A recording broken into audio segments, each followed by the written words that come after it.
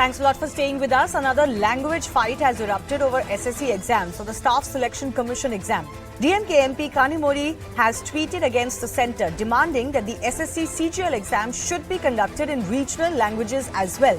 Attacking the centre, the DMK leader said that the BJP is trying to impose singularity on every issue, and this goes against India's democratic spirit. JDS leader H.D. Kumaraswamy has also hit out at the centre on the same issue in Karnataka for the notification that states that only English and Hindi will be used for this exam. BJP was quick to hit back. National General Secretary C.T. Ravi responded saying the SSC has been holding exams since 1975 in English and Hindi only, and the BJP was not in power for majority of that time. What is this SSC CGL exam? Let's just break down some of the details for you. It is, of course, the Staff Selection Commission, which is an organization under the Government of India to recruit staff for various posts in various ministries and departments of the government and their subordinate offices. Staff Selection Commission functions as a subordinate office of the DOPT, which is the Personnel Department, and is mainly engaged in conducting competitive exams for recruitment. SSC CGL basically refers to Combined Graduate Level Examination. This exam has been held since 1975, primarily in English and Hindi. But in 2018, interestingly, the central government of India had issued a clarification that for recruitment of multitasking non-technical staff, the candidates have the option of answering the descriptive paper in English or in any language included in the 8th schedule of the Constitution of India, which basically means regional languages. So in this language war over the SSC exam, has the DMK shot itself in the foot? Why do I say that? Because they've been reminded of the fact that they've been in power with the Congress, but they never asked for this. So why are they doing this now? Narayan Tirupati is from Tamil Nadu BJP. He's the Vice President. Manuraj is from the DMK. Suman C. Raman is political analyst and follows Tamil politics very closely. Manuraj, I'm coming to you first up. The BJP is asking you a very fundamental question. And the AIA DMK also, your opponent in Tamil Nadu, asked the same question, that you were in power with the Congress for 18 years. Why are you raising this issue only now? Why did you not press your former allies to change this? Well, Shivani, I don't know what you've been told about the ADMK and the BJP, but I can tell you with some level of certainty that this is not something that has started today or yesterday, right? And the language imposition is something that we have guarded against all the way from 1968 when the Parliament passed the Official Languages Resolution. But more to your point, this State Staff Selection Commission exams, specifically, please go back and look at the Lok Sabha question given by Mr. Honorable Minister Kiran Rijiju on 2nd December 2014. The question is number 1450. When the staff selection examination was raised in Lok Sabha by a member of parliament by the name of Narendra Keshav Savaikar, the Kiran Rijiju, who is Minister of State for Home Affairs, says that all languages, including the language in the 8th schedule, are being used. So this is the position in December 2014. As you very well know, the DMK left the UPA in March 2013 and the Congress UPA government lost government in 2014. So in December, all regional languages are used. So it is fallacious that the BJP passed some resolution in 2018. Please do not fall for that. I hope your viewers do not fall for that. What we've also been told... The fact of the matter is, let me complete, ma'am, and then you can ask your supplementary question. The fact of the matter is, today there is a question being asked by the DMK and many other parties. Like you said, Mr. Kumaraswamy has raised this issue. It's not about Tamil, it's not about Hindi, it's not about Bengali, Santali, or Assamese. This is about imposition of one language over all others. So we are asking this question: why are Indians across India not allowed to take exams in all languages of the 8th schedule? Fair enough. 22 languages. Fair enough. I'll So come to that in just a bit. I'll come to that in just a bit. You mentioned the 2014 position. The clarification of the Government of India that I mentioned in my brief earlier was from February 7, 2018, where the government said that for the descriptive paper, you can choose a regional language, but this is not possible for all other levels of this exam or not extended to other levels of the exam. The reason I'm asking you this question is because the government is very clear that this has only happened in English and Hindi. It did not happen in all regional languages even earlier, even before 2014.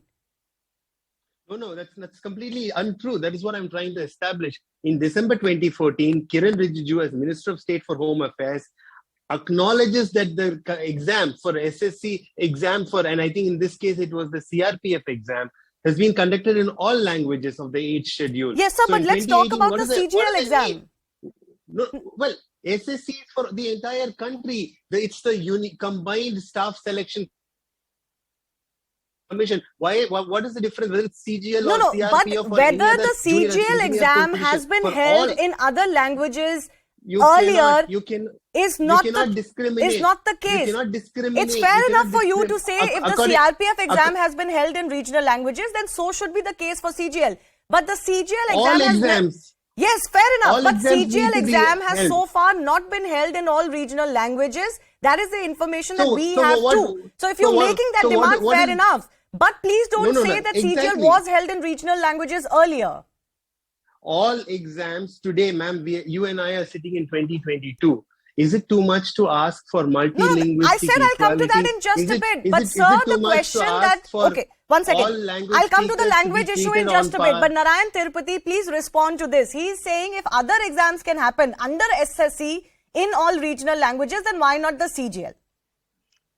Yes, first of all, I would like to ask, the DMK and also Mr. Gowda to apologize to the general public of India that when they were in power, they never bothered to raise this issue also. Even in 2002, when DMK was in power with us, with the BJP, they never bothered to raise this issue. In the 10 years of Congress government also, they never bothered. They were alliance partner. So whenever they are in power, they are not bothered about Tamil. Whenever they are in opposition, they are bothered about Tamil. See, this is what is happening. As far as this issue is concerned, as rightly pointed out by you, it is happening from 1975. And in 2014, what my friend Manu quotes is, it's a different exam. That is what they have very clearly said, that for non-technical examinations, the other languages are allowed. The Article 343 of the Constitution is definitely this is against the Article 343 of the Constitution, and also we have to understand that the Official Languages Act of 1963 it will definitely be a contrary to this issue. But anyway, see, as far as we are concerned, I think it is the BJP in the last 8 years, it is the Bharatiya Janata Party's government only has done as allowed. So many examinations we have allowed the regional language, we have given concession. So we need to understand the fact of the matter is... He's saying why not hold the CGL also in all regional languages? Will the government look at that? That's what I'm saying.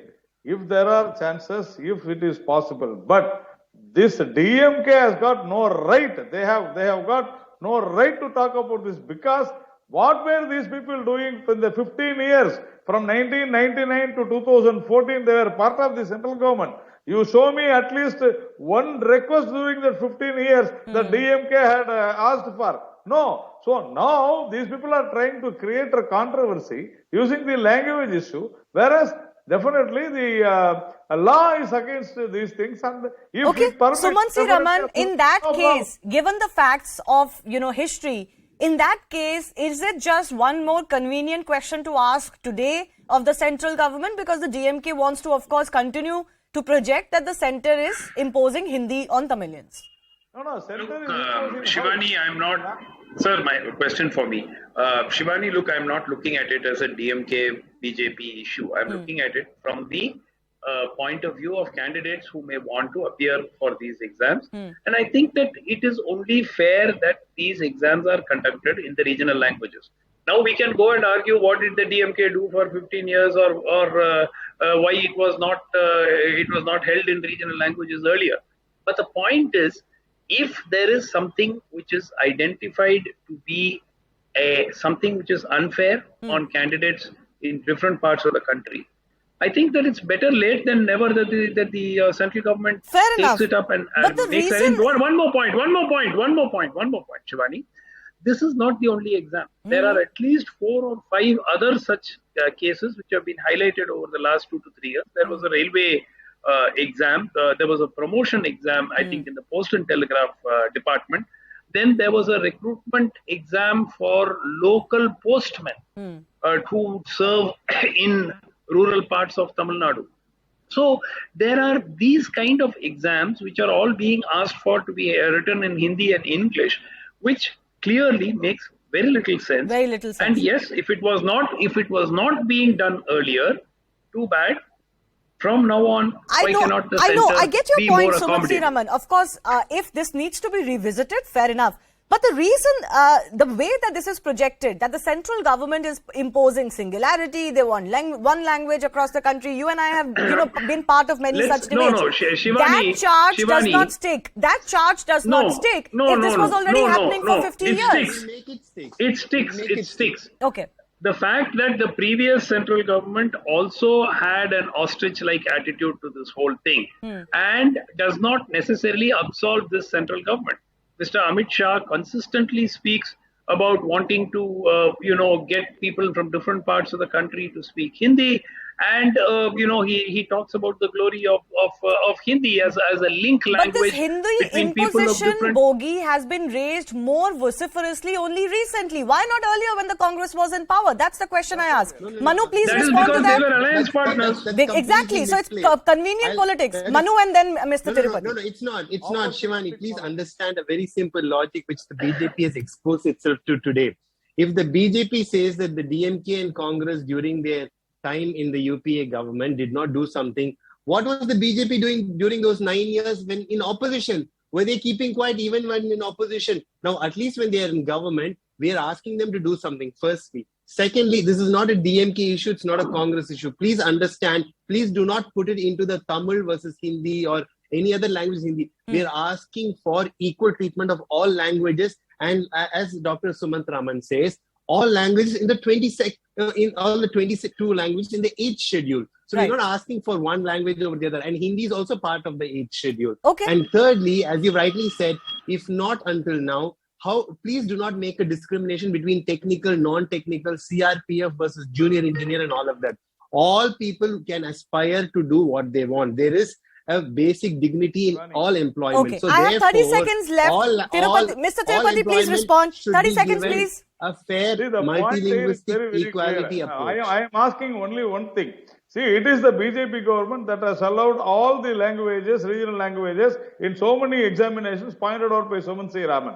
See, whether it is postal, railway, or even NEET for that matter, everything. We are only asking, how can you accuse BJP that it is trying to, impose Hindi in this? No, from 1975, you people have done that. You are part of the government for 15 years and you are saying that BJP is imposing. Okay. It is not so. So you are using language for politics. Is language being used for politics? We'll leave it at that. I've run out of time. I think all sides have made their point. Is language consistently used for politics? That's the big debate out of this, and it seems it's only continuing. Thanks a lot for watching. My colleague Anand is joining you next.